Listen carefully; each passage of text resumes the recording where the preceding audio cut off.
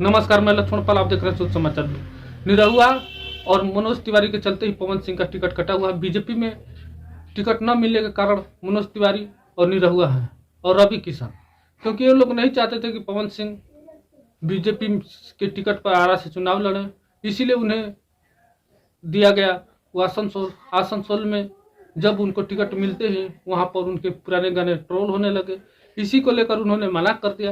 लेकिन सबसे बड़ी बात यह है कि पवन सिंह को कहीं से टिकट नहीं मिल रहा है, किसी पार्टी से नहीं मिल रहा है। मैं बता दूं कि पवन सिंह को ना आरजेडी देने जा रही है, ना जेडीयू देने जा रही है, ना बीजेपी देने जा रही है। सबसे बड़ा खेल का तब हो गया कि जब पवन सिंह नीतीश कुमार से मिले, उससे पहले तेजस्वी यादव से मिले, तेज प्रताप से मिले, लालू यादव से मिले, और फिर उन्होंने बीजेपी का तो स्टार प्रचारक थे ही, वो प्रचार भी कर रहे थे। लेकिन सबसे बड़ी बात खेल कब हो गई कि जब उन्होंने बीजेपी के टिकट पर ही चुनाव लड़ने के लिए अड़ गए, वो भी आरा से पहले ही आर के सिंह बीजेपी के सांसद हैं, फिर वही उम्मीदवार होंगे।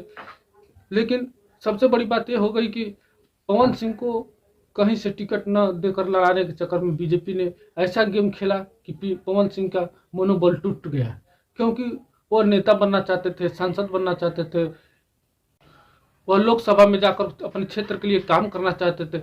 लेकिन उनको इस तरह रोका गया कि जैसे कि वो बीजेपी के दुश्मन हो, क्योंकि पवन सिंह को भोजपुरी में बहुत बड़ा नाम है, पवन सिंह बहुत बड़ा स्टार हैं। अब पवन सिंह की बात है कि आरजेडी देने के लिए तैयार थे, जेडीयू देने के लिए तैयार थे, लेकिन पवन सिंह भी ना कर रहे हैं।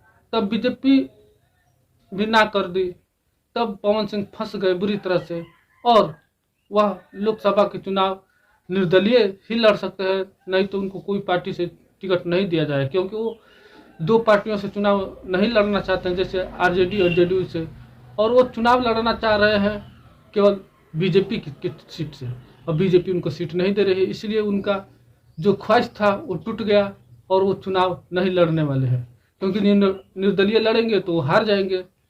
तो यही बात था कि वो चुनाव नहीं लड़ने जा रहे हैं।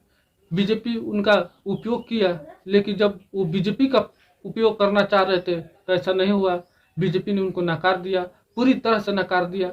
न तो वो प्रचार करने लायक रह गए, न वो कोई चुनाव लड़ने लायक रहे। बाद में वो क्या करेंगे, 29 में चुनाव लड़ेंगे या नहीं लड़ेंगे वो तो अलग की बात है, लेकिन तत्काल वो चुनाव नहीं लड़ रहे हैं। नमस्कार।